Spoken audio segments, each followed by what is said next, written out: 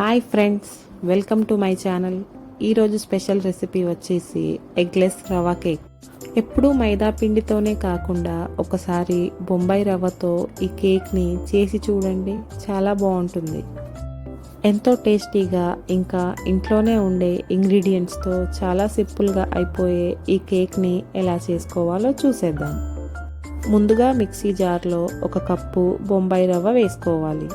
బొంబాయి రవ్వ అంటే మనం ఉప్మా చేసుకుంటాం కదా, ఆ రవ్వ. మిక్సీ జార్లో వేసుకున్న రవ్వని మెత్తటి పౌడర్ లాగా గ్రైండ్ చేసుకోవాలి. 1 కప్పు రవ్వకి 1 కప్పు పంచదార మిక్సీ జార్లో వేసుకొని పౌడర్లా గ్రైండ్ చేసుకోవాలి.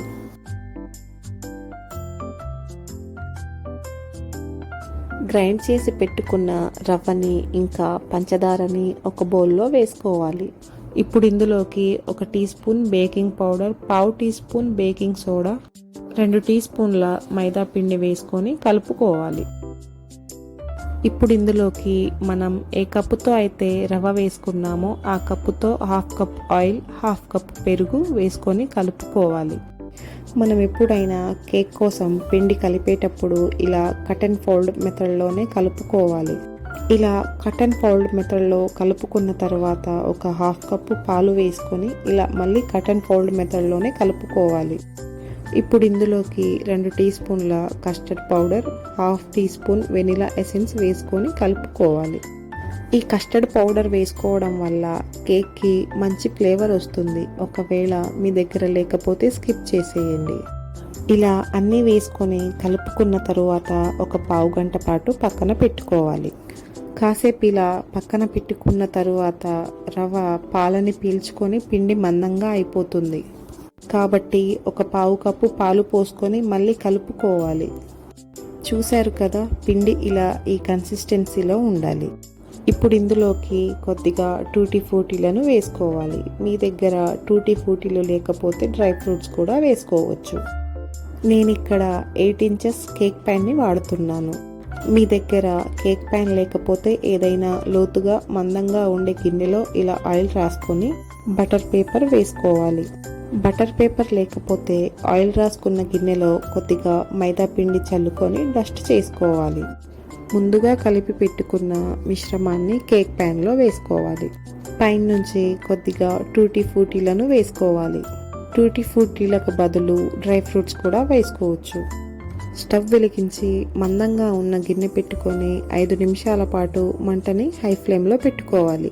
5 నిమిషాల తరువాత మంటని లో ఫ్లేమ్లో పెట్టుకొని ఇలా గిన్నెలో ఒక స్టాండ్ పెట్టుకోవాలి.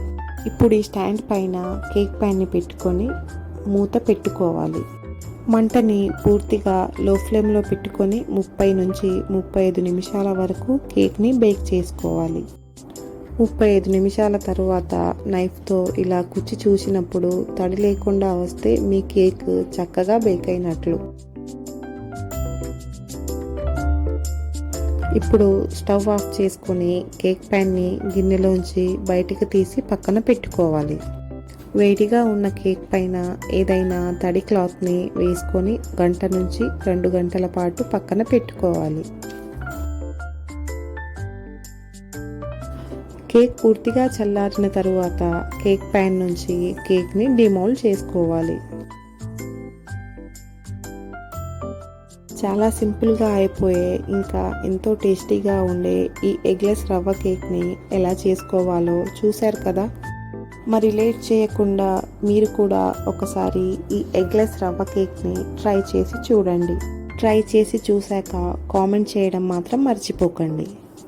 ఇంకా ఒక లైక్ చేసి మీ ఫ్రెండ్స్కి ఇంకా మీ రిలేటివ్స్కి ఈ వీడియోని షేర్ చేయండి. చివరిగా సబ్స్క్రైబ్ చేసుకోవడం మాత్రం మర్చిపోకండి ఫ్రెండ్స్.